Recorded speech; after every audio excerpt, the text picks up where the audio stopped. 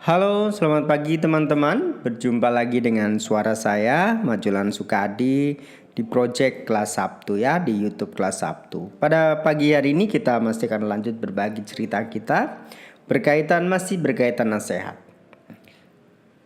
Berkaitan topik hari ini, saya ingin masih mengambil tema seperti sebelumnya, kehadiran kita adalah nasihat yang sesungguhnya. Hari ini saya ingin membuat antitesanya ya. Terkadang apakah benar nasihat baik yang kita sampaikan, hal-hal baik yang kita sampaikan bisa menjadi kebisingan?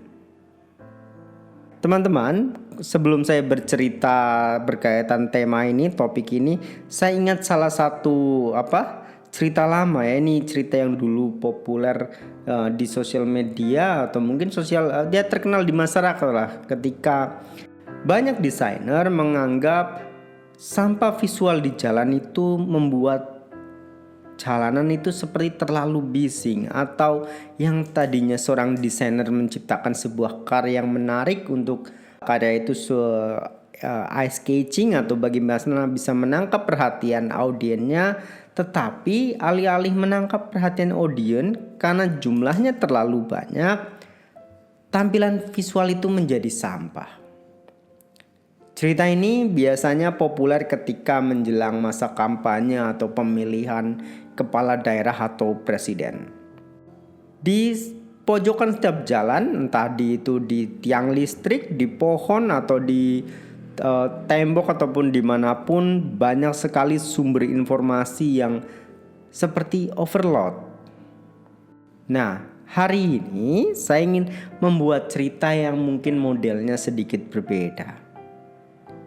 Karena saya sebagai guru, terkadang profesi pengajar juga kita memang tidak saya katakan ya, memang kita sebagai seseorang yang mungkin dianggap tahu, kita memberi nasihat kepada siswa, tetapi nasihat kita semoga adalah sumber informasi yang positif, bukan suatu kebisingan yang mungkin hanya kesombongan intelektual kita saja, kesombongan orang dewasa yang menganggap dirinya tahu lebih banyak hal dibandingkan muridnya.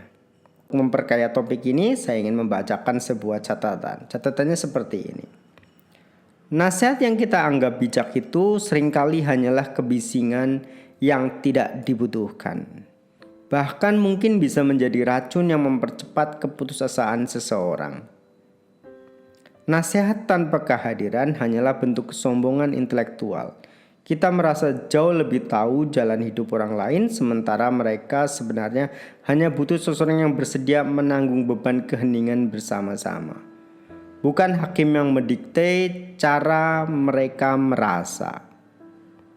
Teman-teman, untuk mengeksplorasi topik ini, saya ingin menggunakan pendekatan agama.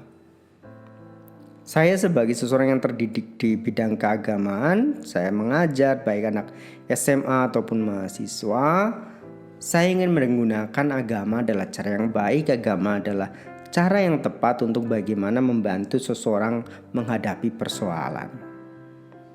Tetapi di sisi lainnya, terkadang ada beberapa orang atau memang siswa yang menganggap karena mungkin mereka sudah melihat terlalu banyak kebisingan cerita agama atau nasihat yang dihadirkan, mungkin hadir di jalan atau di tempat lain, mereka sudah membuat blokir atau tembok untuk membatasi nasihat yang diberikan. Teman-teman, karena ini memang bentuknya cerita, maka izinkan saya mengeksplorasi secara bebas saja, apalagi ini di YouTube kanal pribadi saya. Agama yang kita selalu hormati dengan baik, semoga bisa menjadi tempat kembali yang membantu kita menjadi kehidupan yang lebih baik. Dalam cerita beragama, tentunya di sana akan hadir banyak sekali cerita nasihat, banyak sekali cerita inspiratif positif yang dihadirkan untuk membantu mereka yang mungkin membutuhkan ataupun sedang posisi down atau lain sebagainya, supaya mereka bisa up kembali. Tetapi bagaimana jika cerita ini dianggap sebuah kebisingan? Apabila mungkin cara penyampaiannya yang tidak tepat, cara penyampaiannya yang terlalu mungkin saya bisa katakan terlalu menghakimi atau siapa yang menampilkan. Terkadang memang ada bagian hal ini yang kita harus belajar sensitif. Kita harus menjadi sumber informasi yang baik. Bukan hanya informasi benar saja yang kita sampaikan, tetapi kita juga bisa menjadi subjek sumber informasi yang baik.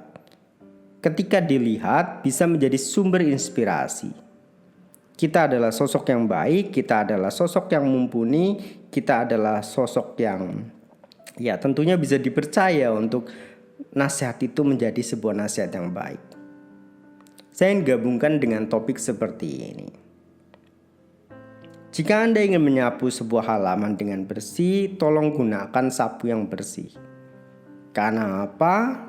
Jika yang kita gunakan adalah sapu yang kotor, maka bukan hanya halaman saja yang mungkin tidak jadi lebih bersih, tetapi malah sebaliknya, halaman juga bisa menjadi jauh lebih kotor karena ada banyaknya lumpur ataupun debu yang membuatnya tampak tidak jadi lebih indah setelah Anda sapu atau beri nasihat.